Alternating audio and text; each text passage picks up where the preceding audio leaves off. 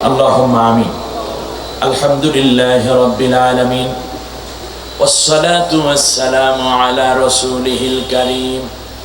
ربنا ظلمنا أنفسنا وإن لم تغفر لنا وترحمنا لنكونن من الخاسرين. ربنا لا تزغ قلوبنا بعد إذ هديتنا وهب لنا من لدنك رحمة إنك أنت الوهاب. رب العالمين চট্টগ্রামের প্রাণকেন্দ্র জামান খান এলাকায় জনকল্যাণ সোসাইটির আয়োজনে 1450 বছর পরে তোমার প্রিয় হাবিব আমাদের নবীজির মহব্বত এবং তাকে ভালোবাসার প্রমাণ স্বরূপেই সিরাতুন নবী সাল্লাল্লাহু আলাইহি ওয়াসাল্লাম মাহফিল। গভীর নিশীথে হাজার হাজার নারী পুরুষ তোমার দুয়ারে ভিক্ষুকের মতো হাতগুলো বাড়িয়ে দিয়েছে। জীবন ভরে যত গুনাহ করেছি কোরআনের বরকতে নবীর মহব্বতে আমাদের চোখের পানির বিনিময়ে জিন্দেগীর तमाम গুনাহ রাশি মাফ করে দাও। গুনার বোঝা মাথায় লইয়া দেশ বিদেশে ঘুরি, কোন দিন জানি আজরাইলের হাতে ধরা পড়ি। রব্বুল আলামিন কত বৃদ্ধ মানুষেরা হাত পেতেছে, সামনে কবর ছাড়া কিচ্ছু দেখে না। যুবক ভাইয়েরা হাত পেতেছেন, এই মুহূর্তে সিনেমা হলে থাকতে পারতো, আড্ডায় ক্লাবের মধ্যে কাটাতে পারতো, হাজার রকমের খেলাধুলায় মত্ত থাকতে পারতো। সব বাদ দিয়ে নবীর মহব্বতে চেতনা নিয়ে নবীকে ভালোবেসে বসে আছে। আল্লাহ পর্দার আলে কত নারী পুরুষ। আল্লাহ তাআলা যার চোখের পানি দেখলে তোমার বেশি মায়া হয়, যার কান্নার আওয়াজ তোমার আরশ পর্যন্ত গিয়ে ধাক্কা খায়, তাদের হাতের বদৌলতে আমাদের সকলের মুনাজাত কবুল করে না। আল্লাহ নবীর সম্মানে আয়োজিত এই মাহফিল থেকেও যদি গুনাহ নিয়ে বাড়িতে ফিরতে হয়, কোথায় গেলে গুনাহ মাফ হয় আমাদের তো জানা নেই। তোমার নবী বলেছেন, কোন মানুষ যখন নিজের গুনার কথা স্মরণ করে আল্লাহর রহমতের আশায় চোখের পানি ছেড়ে কান্না জুড়ে দেয়, ওই চোখের পানি বেয়ে বেয়ে নাকের ডগায় আসার আগেই তুমি তাদের জীবনের গুনাহগুলো মাফ করে দাও। আল্লাহ তাআলা দয়া করে তুমি একজন বান্দা বান্দিকেও এক জাররা গুনাহ নিয়ে বাসায় ফিরাইও না। সকলের গুনাহগুলো আল্লাহ তোমার গফুরুর রহিম নামের বরকতে মাফ করে দাও। রব্বুল আলামিন যারাই হাত পেতে আছেন, আল্লাহ আগামী বছর হয়তো মাহফিল হবে, জানি না এই মাহফিলে আবার সবাই শামিল হতে পারবো কিনা। আল্লাহ তোর কাছে একটা দোয়া রেখে আজকের মুনাজাতে তোমাকে আমরা বিনয়ের সাথে একটা দরখাস্ত করতে চাই। আল্লাহ গো, কাউকে তুমি ঈমান হারা কইরে মরণ দিবা না। রব্বুল আলামিন নবীর আদর্শ মতে কোরআনের পথে বিধান অনুযায়ী কোরআনের শাসন অনুশাসন অনুযায়ী আমাদেরকে চলার মজবুত ঈমান দান করে দাও।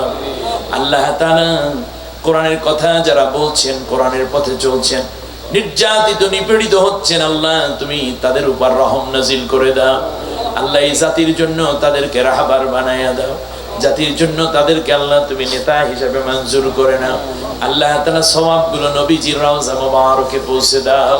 টাকা পয়সা যারা দিলেন, দুরূদ ও সালাম তিলাওয়াত আলোচনার মধ্যে যে সওয়াব কোটি কোটি গুণ বাড়াইয়া নবীজির রওজা ধারে পৌঁছে দাও।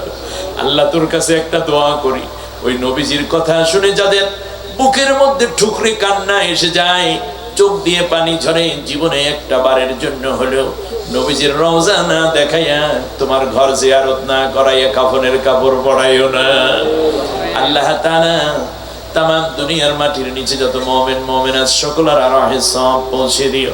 খাস করে এই মাহফিলের আয়োজন যারা করলেন, টাকা পয়সা বুদ্ধি পরামর্শ পরিশ্রম দিলেন, বলতে এবং শুনতে আমরা যারা এসেছি, জানি না কার মা দুঃখিনী দুনিয়ার থেকে জন্মের বিদায় হয়ে গেছে।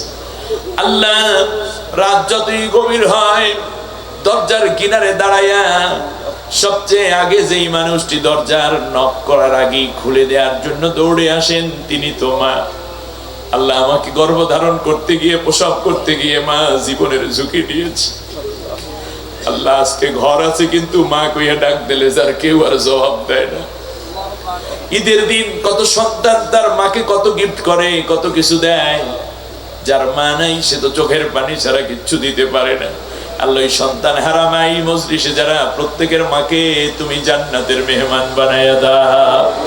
আল্লাহ মা আছে কিন্তু অসুস্থ, আল্লাহ তুমি মা জননীকে সেহাতে কুল্লিয়া পূর্ণ শেফায়ে আজেলা দান করে দাও। বিশেষ করে আল্লাহ আমার মা বয়সের ভারে নুয়ে পড়েছে রব্বুল আলামিন, প্রচন্ড ব্যথায় মা আমার কাতরায়। আল্লাহ তোর কাছে একটা দোয়া করি, আমি আলেম বানাইছি, মা আমাকে কত কষ্ট করে করে মাদ্রাসায় পাঠাতেন। আল্লাহ তাআলা অসুস্থ হলে তোমার এই বান্দি দিয়েই তো তুমি আমাকে সেবা করাইতে। আল্লাহ গো, আমার মা অসুস্থ, আমার মাকে তুমি শিফায়ে আজেলা নসিব করে দাও। আমার মতো জানি না কে তার বাবাকে হারাইয়া তোমার কাছে চোখের পানি ছেড়ে দিয়েছে। আল্লাহ দয়া করে প্রত্যেকের আব্বুর কবরগুলোকে জান্নাতের টুকরা বানাইয়া দাও। আল্লাহ এরকম কেহ আছে এই চট্টগ্রামে শিপইয়ার্ডে কাজ করত, কিংবা বড় বড় জাহাজগুলোতে কাজ করত, এখানে বিভিন্ন রকমের কাজে এসেছিল, বাবা এখান থেকে বিদায় হয়ে গেছে, কোনোদিন আর দেখতেও পারে নাই। অথবা এরকম আছে বাড়িতে বাবা ছিলেন, বাড়িটা অনেক দূরে, এখান থেকে 2টা পয়সা আয় করে পাঠাতো, কোনোদিন শেষ পর্যন্ত বাবার মুখটাও দেখতে পারে নাই। আল্লাহ তাআলা তোর কাছে দোয়া করি, ওই বাবাকে তুমি গুনাহগার বলে ডাক দিয়া কবরে শরম দিও না, জান্নাতুল ফিরদাউস নসিব করে দাও। রব্বিরহামহুমা কামা রাব্বায়ানি সগীরা। আল্লাহ বাংলাদেশের দ্বিতীয় স্বাধীনতায় যারা জীবন দিলেন, আল্লাহ তাআলা সাইদ সহ সকলের এই জীবন দানকারী প্রত্যেককে আল্লাহ তুমি শাহাদাতের সর্বোচ্চ মর্যাদা নসিব করে দাও। আল্লাহ তাআলা কোরআনের কাফেলায় যারা শামিল ছিলেন, আমাদের রাহবার বৃন্দ যাদেরকে হত্যা করা হয়েছে, ফাঁসি দেওয়া হয়েছে, খুন করা হয়েছে, আল্লামা সাইদি সাহেব সহ সকলকে আল্লাহ তুমি শাহাদাতের পূর্ণ মর্যাদা নসিব করে দাও। তাদের কবরগুলোকে জান্নাতের টুকরা বানাইয়া দাও।